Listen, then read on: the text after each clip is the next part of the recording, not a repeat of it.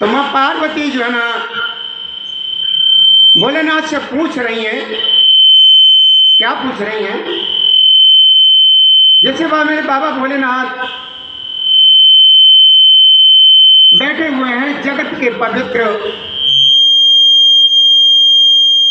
करने वाले सच्चिदानंद घन को जब देखा है तो उनकी जय जयकार कह करके कामदेव का नाश करने वाले श्री शिवजी जी चल पड़े और कृपा निधान मेरे बाबा भोलेनाथ बार बार आनंद से पुलकित होते हुए सती जी के साथ चले। अब भोलेनाथ को ये कुछ पता नहीं है कि माँ पार्वती जी ये कुछ देख रही है। तो अब क्या हुआ, जब सती जी ने उनको ये साल में देखा है, यानी प्रसंग चल रहा है, मां पार्वती जी को ये संदेह हो गया है कि भोलेनाथ किसी के ध्यान में है। और भोलेनाथ ये भी सोच रही है कि भोलेनाथ से बढ़कर के कोई है भी नहीं, लेकिन आज भोलेनाथ हमारे किसके ध्यान में है। तो क्या कहती मां पार्वती और मेरे बाबा तुलसीदास जी ने चौपाई में लिखा है, सती से दशा सम्मुखी देखी और उर उपजा संदेश विशेषी, शंकर जगत बंद जगदीशा और सुर नर मुन सब नावत शीशा। मैया पार्वती ने जब भोलेनाथ को इस दशा में देखा है तो वो सोचने लगी हैं अपने मन में। क्या सोचने लगी हैं, मन में बड़ा संदेह हुआ है और संदेह उत्पन्न हो गया।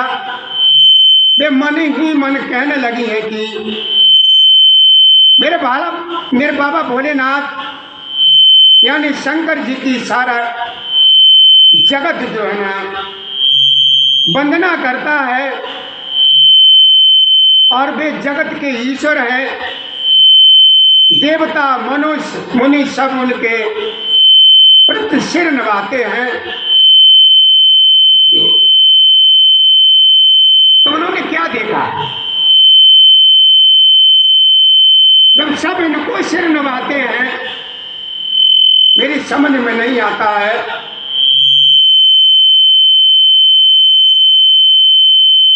तो उन्होंने एक राजपुत्र को सच्चिदानंद घन परम धाम कह करके प्रणाम किया। कृष्ण भोलेनाथ ने प्रणाम किया और उसकी शोभा देख करके वे उसके प्रेम मगन हो गए कि अब तक उनके हृदय में प्रीत रुकने से ये नहीं रुकती है। भोलेनाथ के हृदय में बहुत अपार प्रीत है। भोलेनाथ इतने मगन है, इतने खुश है कि वो प्रीत जो है ना रोकने से रुकती नहीं है। तो ये सब कुछ देख देख करके पार्वती जी को संदेह बढ़ता ही जा। अब वो क्या कहने लगी, सोच रही है कि ये चक्कर क्या है कि ब्रह्म जो व्यापक विरज यज अकल अमीय अवेद और सो की देह अगर कोई नर जाए न जानत। ये बाबा तुलसीदास जी ने अपने दोहे में लिखा है कि भोलेनाथ अपने मन में विचार कर रहे हैं कि ब्रह्म जो व्यापक विरज अज अकल अनीय अभेद और सो की देह अगर होई नर जाय न जानत। जो ब्रह्म सर्व व्यापक माया रहित अजन्मा अगोचर इच्छा रहित और किसी प्रकार का कोई भेद नहीं है, भेद रहित है और जिसे भेद भी नहीं जानते क्या वह देह धारण करके मनुष्य का शरीर धारण कर सकता है? क्या सोच रहे हैं? कहते हैं देवताओं के हित के लिए मनुष्य शरीर धारण करने वाले जो मेरे नारायण हैं, देवी शिव जी की ही भांति सर्वज्ञ हैं और वे ही ज्ञान के भंडार यानी लक्ष्मीपति और असुरों के शत्रु भगवान विष्णु क्या अज्ञानी की तरह अपनी पत्नी को खोजेंगे, अपनी पत्नी को खोजेंगे। मां को भ्रम है, ये उमा जी को भ्रम है कि वो अपनी पत्नी को खोजेंगे इस तरीके से कि सम्मुख गिरा पुन मृषा न होई और शिव सर्वज्ञ जान सब कोई, अस संशय मन भयो अपारा और होई न हृदय प्रबोध प्रचार।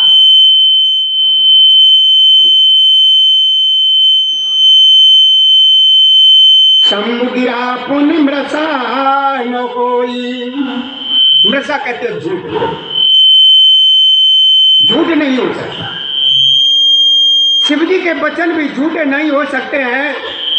सब कोई जानते हैं कि शिव जी सर्वज्ञ हैं और सती के मन में इस प्रकार का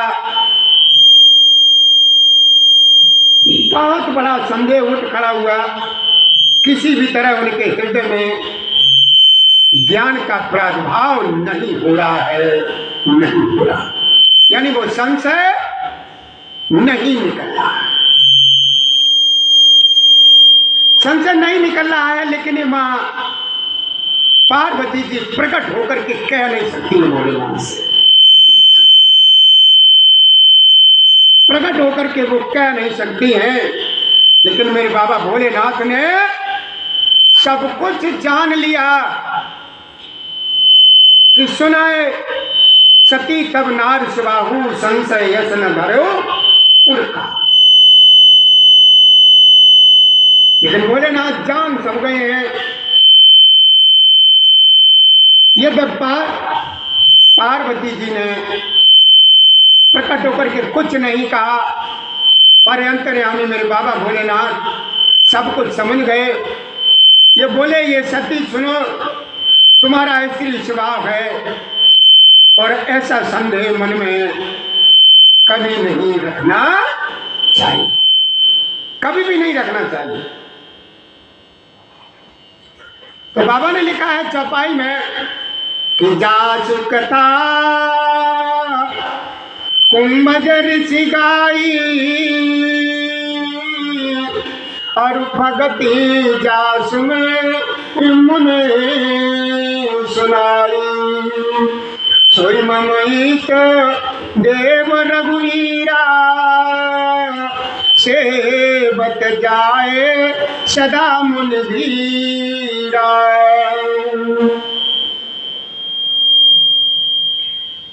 कि जिनकी कथा का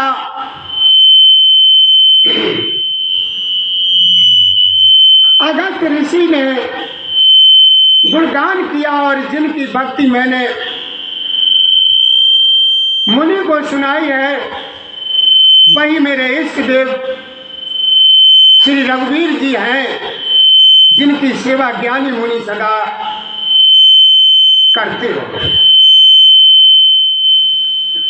ये तब शिव जी ने बहुत बार बहुत कुछ मां पार्वती जी को समझाया, फिर भी सती जी के हृदय में उनका कोई उपदेश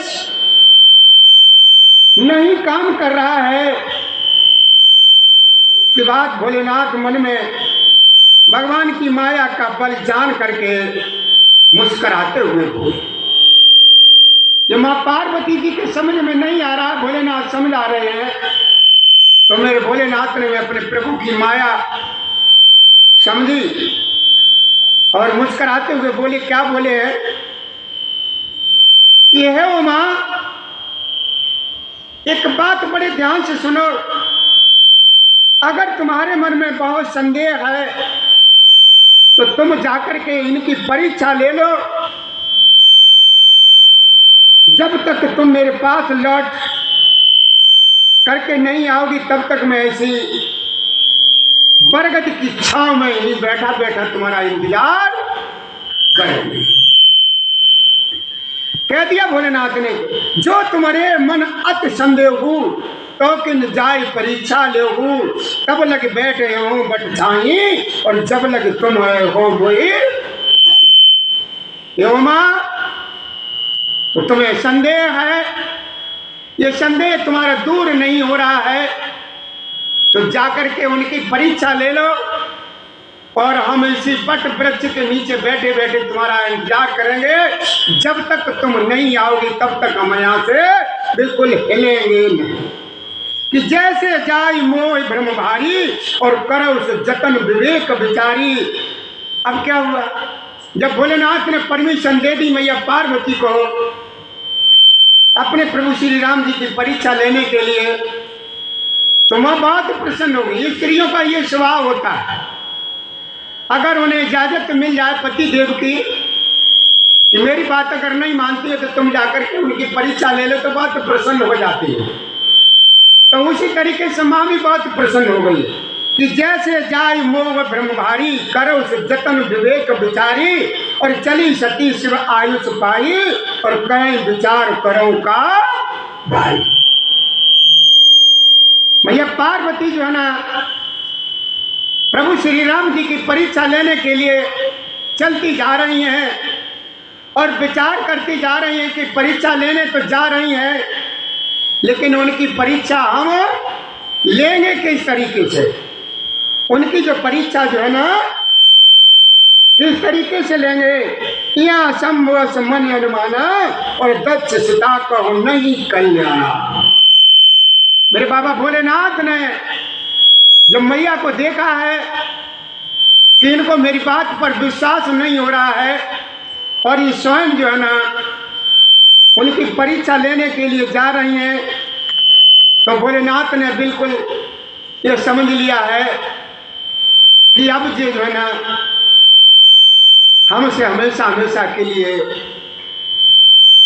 अलग हो रही हैं और अब इनका कोई कल्याण करने वाला नहीं है। असंभव मन अनुमाना और दक्ष सुता को नहीं कल्याणा और मोरे कहे न संशय जाही और विधि विपरीत भलाई। सोचने लगे कि मैंने इनको इतना समझाया लेकिन फिर भी इनकी समझ में नहीं आया, तो विधाता ही इनसे उल्टा हो गया। क्या इन्होंने कहा, मन में सोच लिया, मन में ऐसा अनुमान किया कि दक्ष कन्या सती का कल्याण नहीं है। जब मेरे समझाने से भी संदेह दूर नहीं होता तब तो ये मालूम होता ही है कि विधाता ही उल्टे हैं और अब सती का इस सारे जगत में कहीं पर भी कोई कुशल नहीं है। होय आगे क्या कहते हैं कि होय सोई जो राम रचिराता। अब ये भोलेनाथ कहने लगे, लेकिन कहे कि इनसे कोई सुनने वाला तो है नहीं, लेकिन मन में ये वो विचार कर रहे हैं। कहावत कहीं नहीं आती कि कर कर सोच सुबह शाखा और होगा वही जो मेरे प्रभु श्री राम ने रच रखा। वही सोई जो राम रचि राखा और को कर तरक बड़ा वैसा का। और ये प्रभु भोलेनाथ मेरे कहते कहते जो है ना फिर प्रभु श्री राम जी का हरि नाम में लग गए हैं, जपने लगे हरिनामा और गई सती जहां प्रभु शिव। मेरे भोलेनाथ तो हरि के उसमें मगन हो गए, लेकिन माता रानी मेरी जो है ना उमा जी परीक्षा लेने के लिए चलती जा रही हैं। पुण्य हृदय विचार कर दर्शिता कर रूप आगे होई चले पंथ तेई जयावत नर रूप। अब मां पार्वती जी ने क्या किया, अपने हृदय में मन में विचारती जा रही हैं कि हमें क्या करना चाहिए, क्या नहीं करना चाहिए, परीक्षा उनकी कैसे लेंगे। तो माता रानी के दिमाग में तुरंत आ गया कि इनकी पत्नी का तो हरण हो गया है और ये पत्नी तो ढूंढ ही रहे हैं, और क्यों न जो है ना इनकी पत्नी का ही रूप धारण कर लिया जाए। यानी आज मां सती जो है ना सीता जी के रूप में आ गई।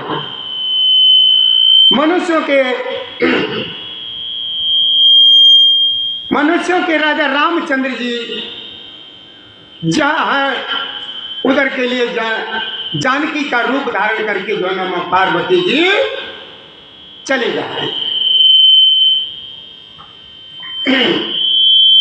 अब क्या हुआ, सती बार बार मन में विचार कर सीता जी का रूप धारण करके उस मार्ग की ओर आगे होकर के चली है जिससे सती जी के विचार अनुसार मनुष्यों के राजा रामचंद्र जी आ रहे थे कि लक्ष्मण जी कौमा क्रतुबेसा और चकित वै ब्रह्म हृदय विशेषा कह न सकत कछु अति गंभीरा और प्रभु प्रभाव जानत मति धीरा। अब जैसे ही उमा जी जो है ना उनके नजदीक पहुंची है जानकी जी के रूप में, तो भैया लक्ष्मण जी तो देख करके भ्रमित हो गए। लक्ष्मण जी जो है ना एकदम भ्रमित हो गए और बहुत भ्रम हो गया कि भैया कहते हैं कि जानकी जी का हरण हो गया, वो तो ये आ रही हैं।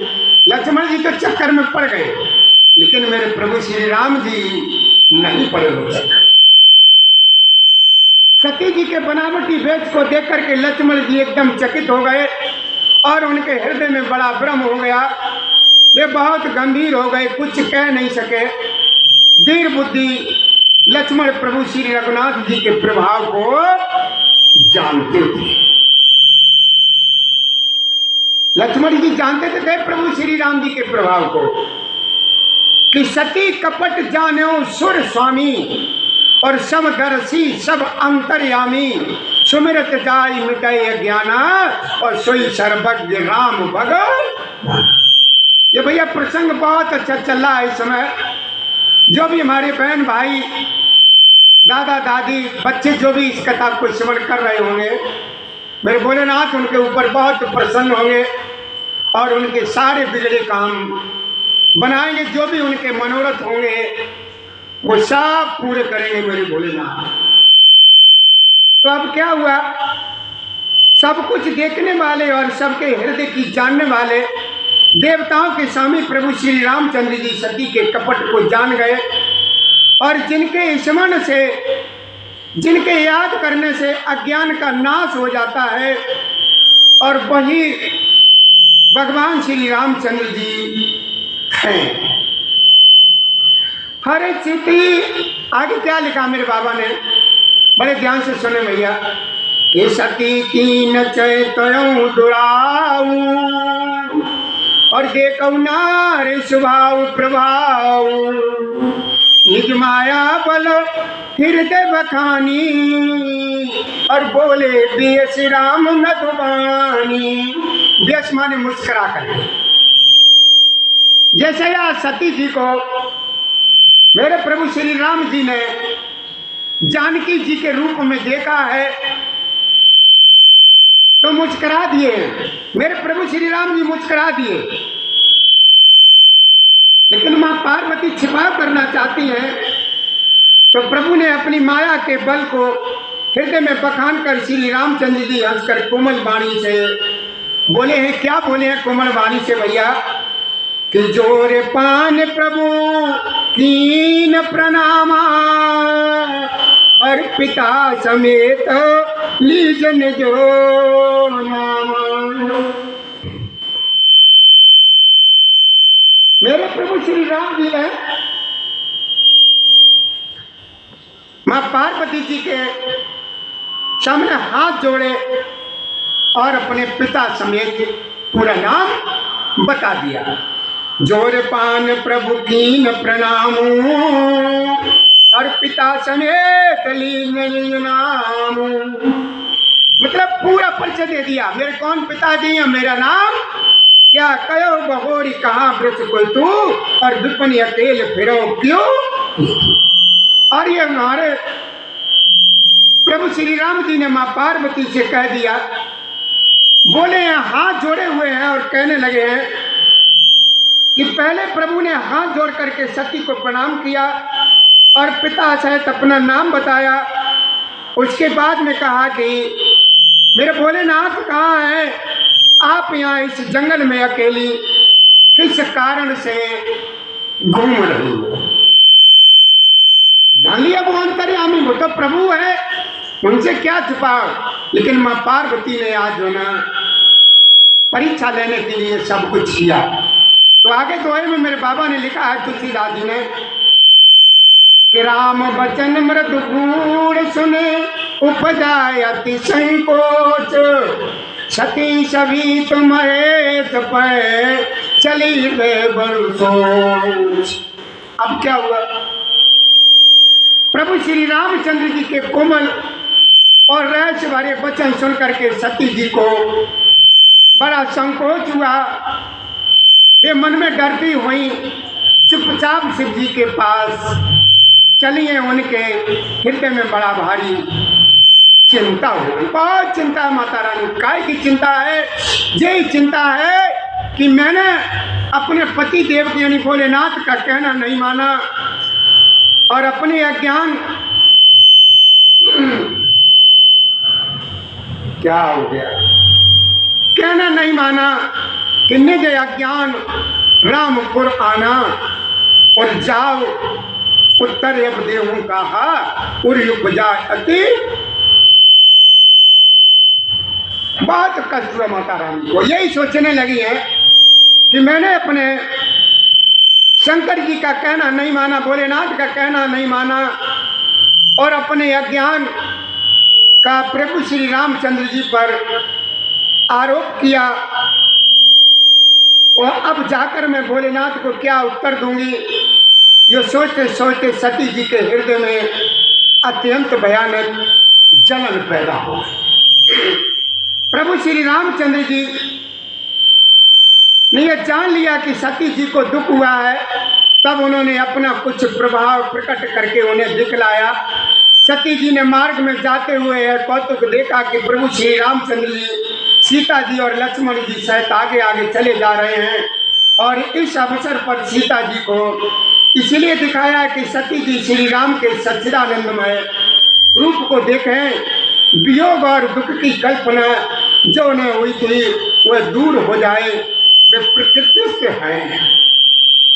ये दिखाया कि वो इस समय लीला कर रहे हैं, वो असली नहीं है, वो सब नकली है। जो भी मेरे राम स्त्री के वियोग में घूम रहे हैं, माँ पार्वती जी ने देखा है तो उनका भ्रम का दूर कर रहे हैं, भ्रम दूर कर रहे हैं मेरे राम कि जो वो देख रहे हैं वो नहीं है, सीता जी कहीं नहीं गई हैं। और फिर उसके बाद फिर पीछे देंगे, फिर चितवा पाचे प्रभु देखा और सहित बंधु सिय सुंदर वेशा, जय चितवाए तय प्रभु आसीना और से वैसी मुनि चो प्रवीण। तब उन्होंने पीछे की ओर फिर देखा तो वहां भी भाई लक्ष्मण जी और सीता जी के साथ श्री रामचंद्र जी सुंदर वेश में दिखाई दिए हैं। वे जिधर देखती हैं उधर ही प्रभु श्री रामचंद्र जी दिखाई देते हैं और सचतुर चित मुनीश्वर उनकी सेवा कर रहे हैं। देखे शिव पित विष्णु अनेका, अमित प्रभाव एक तय एका, बंदत चरण करत प्रभु सेवा और विविध वेश देखे सब दूर। माता रानी ने क्या देखा कि देखे शिव विधि विष्णु अनेका।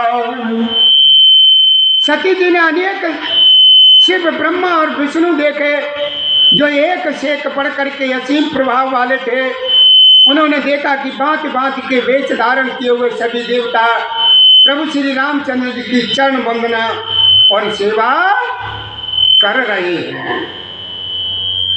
आगे मेरे बाबा तुलसीदास जी ने दोहे में क्या लिखा है, बड़े ध्यान से श्रवण करेंगे और इसी के साथ थोड़ी देर के लिए हम विराम लगाएंगे, इसके बाद कथा को फिर सुनाएंगे कि सती पितात्री इंद्रा देखी यमित अनूप और जय जय वेश आजाद सुर कई कई तन अनुरूप। यानी उन्होंने अनगिनत अनुपम सती ब्रह्माणी और लक्ष्मी देखी, जिस जिस रूप में ब्रह्मा आदि देवता थे उसी के अनुकूल रूप में उनकी ये सब शक्तियां भी थी।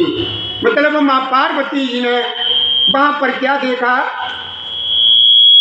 उन्होंने अनगिनत अनुपम सती ब्रह्माणी लक्ष्मी सब देखी और जिस जिस रूप में ब्रह्मा विष्णु आदि देवता थे उसी के अनुकूल उनके रूप में वे सब उनकी शक्तियां भी साथ साथ में मौजूद थी।